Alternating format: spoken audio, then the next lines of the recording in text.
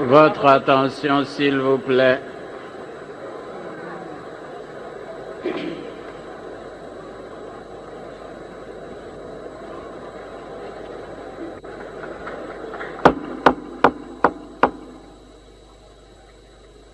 À votre Excellence, Monseigneur, Président du Bureau de la Conférence nationale souveraine, à Madame et Messieurs du Bureau, distingués conférenciers, qu'il nous soit permis, avant de prendre la parole que vous nous accordez aimablement, de vous remercier ainsi que le peuple réuni en conférence, d'avoir eu le mérite et la bonne grâce de se souvenir de son premier président de la République à travers ma modeste personne.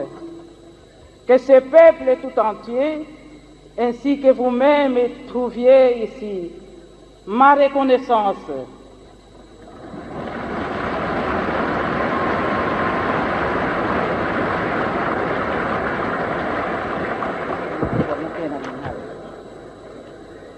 Monseigneur, membre du bureau, bandeko na ngai baconférencier, biso tozali basi toyekoli kala, toyekoli monoko ya bamindele te, toyekoli yango na monoko na mboka.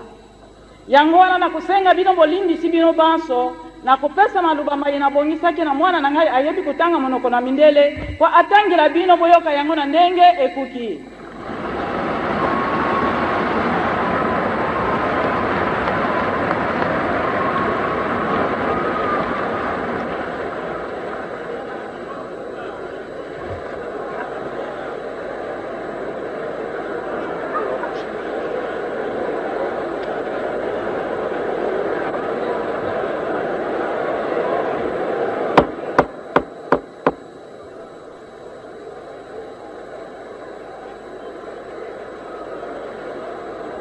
À votre Excellence, Monseigneur Mosengo Passigna, Président du Bureau de la Conférence nationale souveraine, à Madame et Monsieur du Bureau, distingués conférenciers, en prenant la parole ce jour, la Conférence nationale souveraine ouvre une nouvelle page de l'histoire de notre pays, car les exigences du moment nous obligent à parler et à restituer à l'histoire quelques vérités que nous connaissons et que nous avons vécues.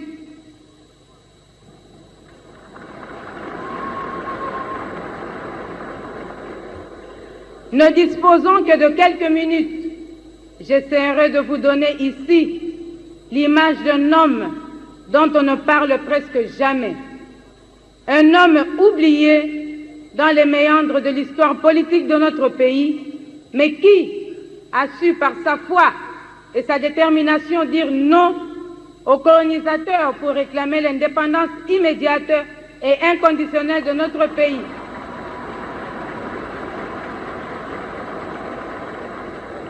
J'ai cité Joseph Kasavubu.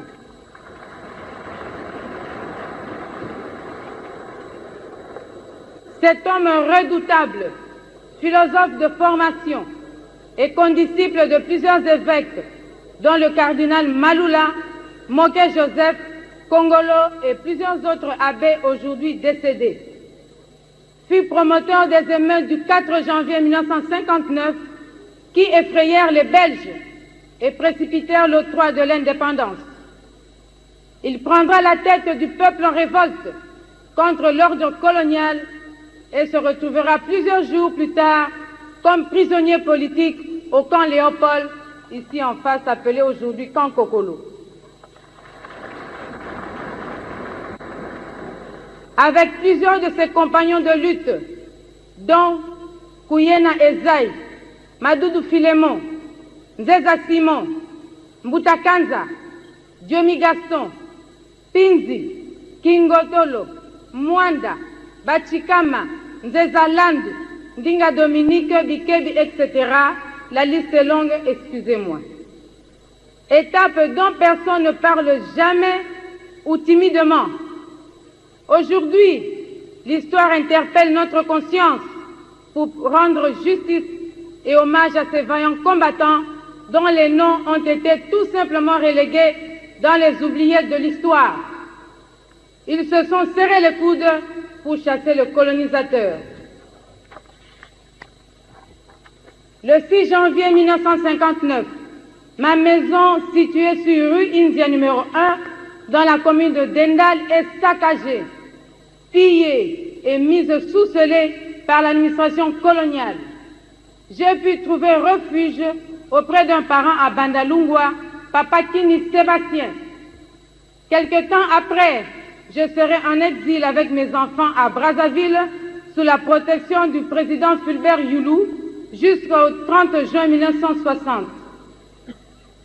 Plus tard, mon mari se battra en tant que président du cartel de Kisantu pour que la question essentielle des assises de la table ronde de Bruxelles tourne autour de la passation de pouvoir entre la Belgique et le futur Congo indépendant. Ce qui devait entraîner comme conséquence logique la transformation de la table ronde en constituante. Mais ces efforts n'aboutiront à rien et les participants revinrent les mains vides, donc un manque à gagner pour notre peuple. Le 24 juin 1960, mon mari fut élu président de la République au suffrage de 2 chambres réunies en lui accordant 159 voix sur 213, soit 70% des voix exprimées. Cette victoire fut le résultat d'un consensus entre divers partis politiques et autres composantes. Victoire rendue possible à cause de l'assurance qu'offrait Kasavubu pour la survie du Congo face aux convoitises de tout genre.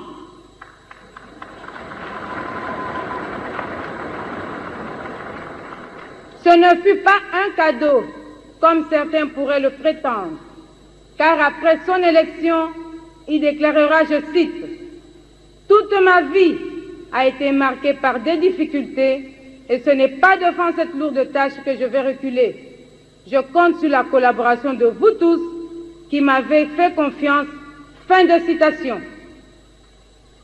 Voici l'homme aux commandes de la jeune République. Après avoir été grand commis de l'État et un des premiers bourgmestres noirs, il dirigea de main de maître et avec transparence la gestion de la Première République.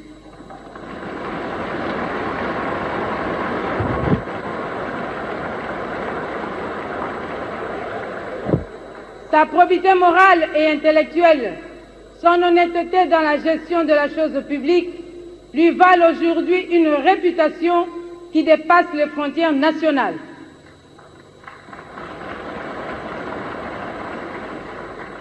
Lorsqu'il fut chassé du pouvoir, il laisse une trésorerie florissante, une constitution qui inspire tant de personnes aujourd'hui, une monnaie forte et stable, ce qui lui vaudra le titre de sénateur à vie et de héros ensuite.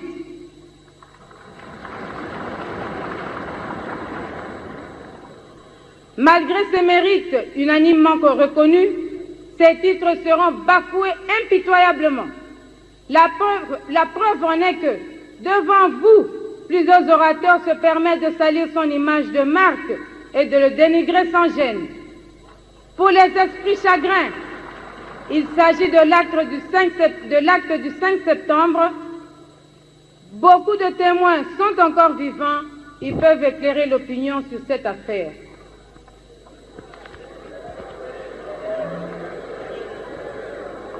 Jusqu'à ce jour, il n'y a que 3 héros officiellement connus au Zaïre, mais seul Kasavubu est l'objet d'un traitement dégradant.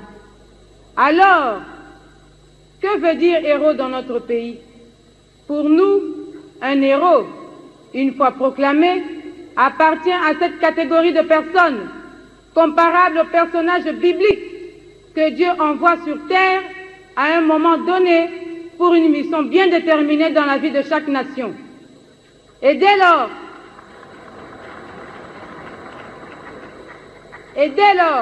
il est impérieux de tenir un langage décent et courtois à leur égard, car l'histoire sera impitoyable à l'égard de notre peuple pour ses actes parricides. Le degré de civilisation des peuples se juge aussi par le traitement qu'ils réservent à leurs ancêtres parmi les plus illustres. Le comportement de certains orateurs nous afflige.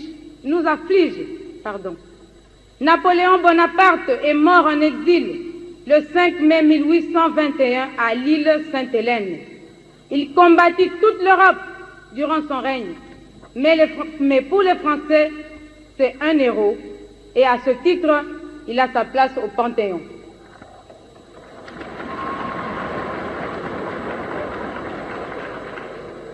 Quant à nous, nous disons non. Kasavubu n'était pas un tribaliste, mais plutôt un patriote. L'abandon de Kasavubu par son peuple n'honore pas celui-ci. Et nous avons de la peine à donner peut-être l'explication de la malédiction qui nous poursuit chaque jour. Plaise à ce peuple réuni en conférence de corriger cette erreur. Car les héros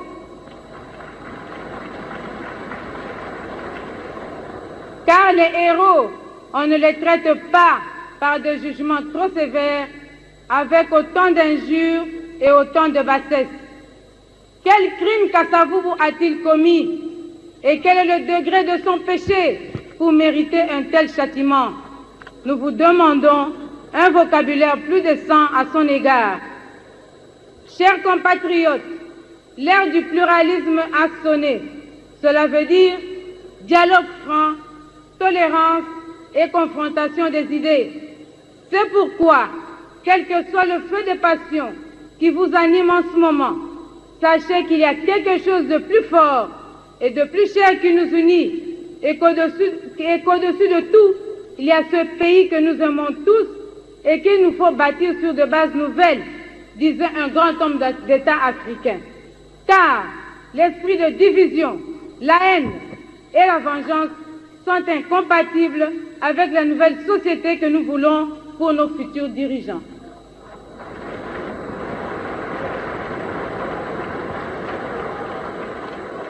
Excellence Monseigneur, distingué conférencier, mon mari fut privé de liberté et mis en résidence surveillée. Ce 24 mars 1969, à 3 heures du matin, avant qu'il ne rende l'âme au Seigneur, en présence du prince de l'Église, Monseigneur Ndoudi, aujourd'hui décédé, venu lui administrer le dernier sacrement, et en présence de 2 de mes fils ainsi que moi-même, il dira ceci, je cite, « Monseigneur, lorsque vous verrez Mobutu, dites-lui de ma part qu'il n'hypothèque pas l'indépendance nationale, car nous avons beaucoup souffert pour l'avoir.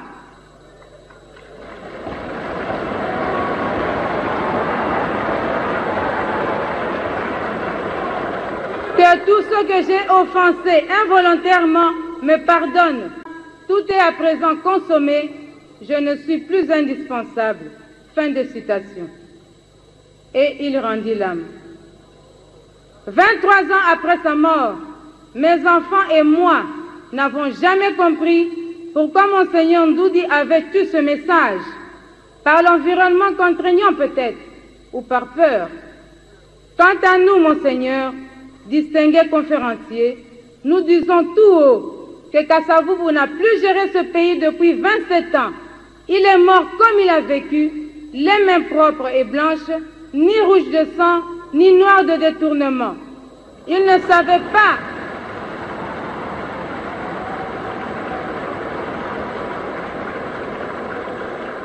Il ne savait pas ce qu'était une caisse noire. Par conséquent, la ruine de l'Empire ne peut lui être imputable. Il a disparu dans l'humilité et la misère la plus totale, comme le dernier des vulgaires de ce monde. J'illustre ce passage par un événement insolite. Le soir du deuil, le corps de mon mari exposé dehors, devant la population venue de toutes parts pour le pleurer, quelqu'un se présente au nom des sociétés SNEL et Régie des eaux avec 2 factures à 20 heures.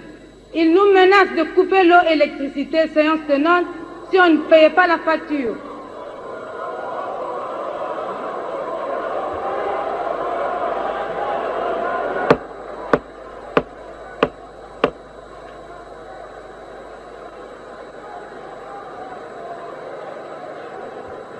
fera comprendre que papa n'avait rien et que nous étions démunis de 12 zaïrs. Ma fille courut dans la maison pour essayer de trouver un palliatif, mais il n'y avait rien. Le courant a été coupé et nous avons pleuré notre mort avec des bougies et des lampes Aladin dans l'obscurité. Le courant ne reviendra que plus tard grâce à l'intervention de quelques notabilités de la place.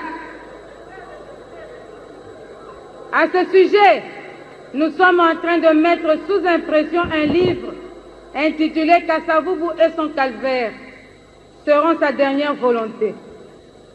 Ce livre apparaîtra bientôt et il relatera toutes les péripéties de sa vie à partir du coup d'État, du déguerpissement du palais de Mongaliema jusqu'à Boma, en passant par toutes les tracasseries exagérées par les autorités locales le long de ce long trajet.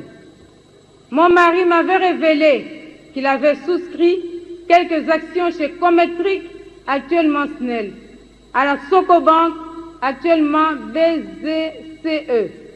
J'ai tout tenté pour entrer en possession de ces droits, mais les portes m'ont toujours été fermées.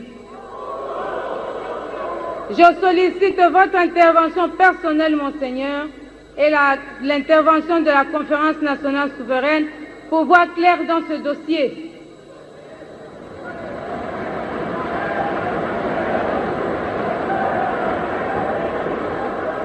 Il s'agit aussi de l'imprimerie congolaise.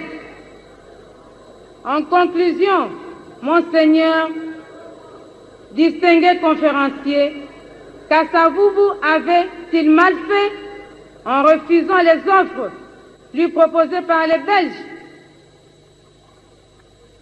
Peut-être aurait-il dû accepter pour ne pas connaître le sort ingrat que les Congolais lui ont réservé en retour, dépouillé de tout minimum requis pour un homme de son rang.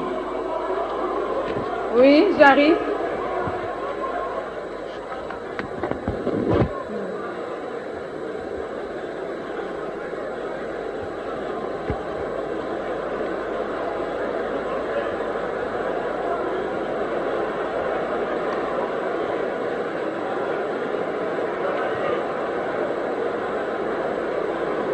Monseigneur, distingué conférencier, mon mari prônait la transparence et le fédéralisme. Mais il ne sera compris que 23 ans après sa mort. Nous aussi, nous optons pour le fédéralisme comme forme de l'État.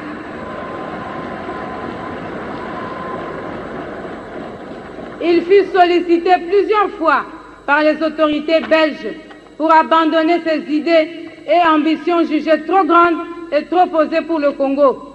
On lui promit des garanties suffisantes et nécessaires pour une vie aisée avec sa femme et ses enfants, jusqu'à lui proposer d'être gouverneur de la province de Léopoldville jusqu'à l'embouchure. Car à leurs yeux, il n'y avait que le peuple Mukongo qui était mûr politiquement et préparé pour assumer son indépendance. Mais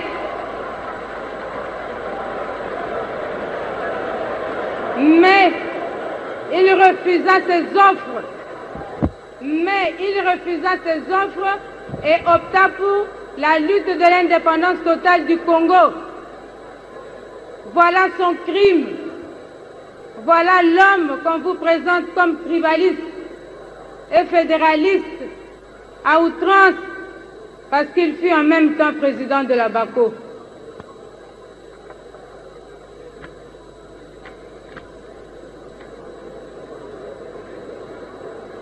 C'est pourquoi, Monseigneur distingué conférencier, nous nous posons la question suivante. Kasavubu avait mal fait en refusant les offres lui proposées par les Belges. Peut-être aurait-il dû accepter pour ne pas connaître le sort ingrat que les Congolais lui ont réservé en retour, dépouillé de tout minimum requis pour un homme de son rang.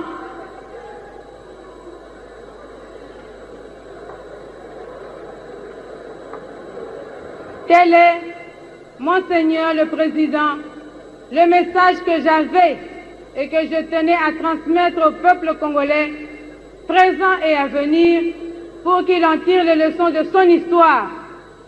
Je vous remercie de l'attention que vous avez bien voulu accorder à ma communication et vous prie de croire à l'expression de ma parfaite considération.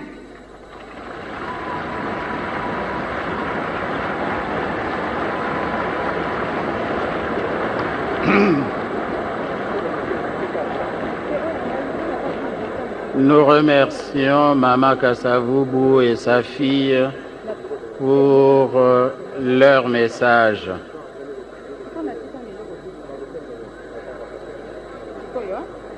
Il est 15h30. Nous faisons la pause pour une demi-heure et nous revenons à 16h. La séance est suspendue.